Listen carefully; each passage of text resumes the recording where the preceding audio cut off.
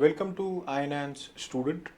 INAN Student is a platform for law students to come here and deliver a lecture on the topic of their choice. Today we have with us law student Archie More. She is going to speak on strict liability and Ryland versus Fletcher's case. She is from KES Shri Jayantilal H. Patel College of Law.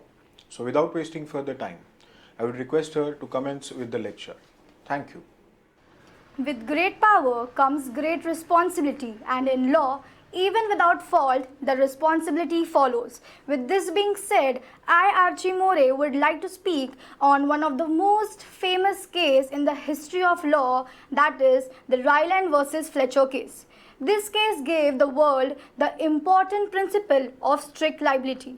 Let me begin with a simple question. Imagine that your neighbor builds a large water tank in his backyard. One day, the tank suddenly bursts and the water enters your house, damaging your furniture, your books, and other valuable things. Even if your neighbor did not intend to harm you, should he be responsible for your loss?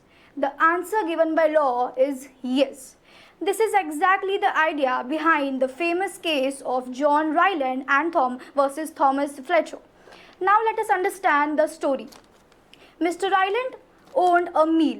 He wanted to store the water in a very large quantity. He hired independent contractors to construct a reservoir. During constructions, old mine shafts were ignored and were not properly closed. Mr. Fletcher owned a mill.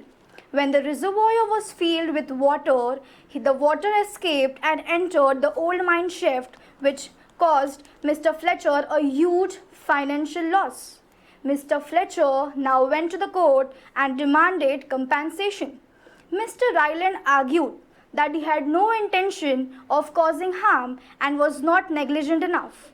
However, the court held that intention was not necessary since Mr. Ryland had brought a very dangerous thing into his land, that is a large quantity of water, for his own very benefit, and that water had escaped and damaged the property of Mr. Fletcher. Thus, the court created the famous rule of strict liability. The rule says a person who brings a very dangerous thing into his land for his very own purpose and that dangerous thing escapes and enters another property, the person is liable for that. The word strict means very strict. The court does not ask, was the person careless? Did he intentionally cause harm? Did he make a mistake? Instead, the court asks, did he keep a dangerous thing? Did it escape? Did it cause damage? Strict liability is highly relevant in the modern world because today's society has many dangerous industries, technologies, and other activities. Following are the examples. Number 1, industrialization. Modern factories use chemical gases, petroleums, and other hazardous substances. If these substances escape and cause damage, the person is very liable for that. For example, chemical leakage from a factory harms the people living nearby. Transportation of dangerous goods. Today, dangerous goods are being transported by truck, railways, ships, and pipelines. If these hazardous substances leak during the mode of transportation, the person is held liable for that. For example, a tanker carrying toxic chemicals overturns and contaminates a nearby sea. There are advantages as well as disadvantages of strict liability. It may protect an innocent person, at the same time may be harsh on the defendant who were careful. Also, it may encourage careful handling of dangerous accidents. At the same time, may reduce the compensations due to several exceptions. The judgment given by the court in the Ryland versus Fletcher case was, firstly, court held Ryland liable.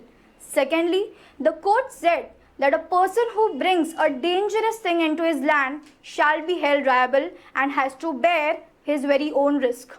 If that thing escapes and damages, the person is liable. Lastly, Ryland had to compensate the Fletcher. To conclude, Ryland versus Fletcher teaches us a simple but a powerful lesson.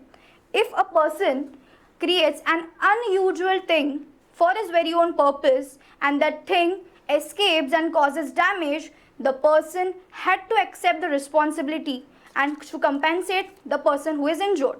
Lastly, I would like to conclude by saying rights always comes with responsibility. Thank you everyone. I hope you guys have a wonderful and enriching day ahead.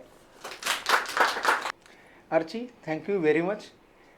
You have actually shown that even though the cases are quite old, but they still hold relevance even in the today's era of 2026. So thank you very much. A small token from Hammurabi to you.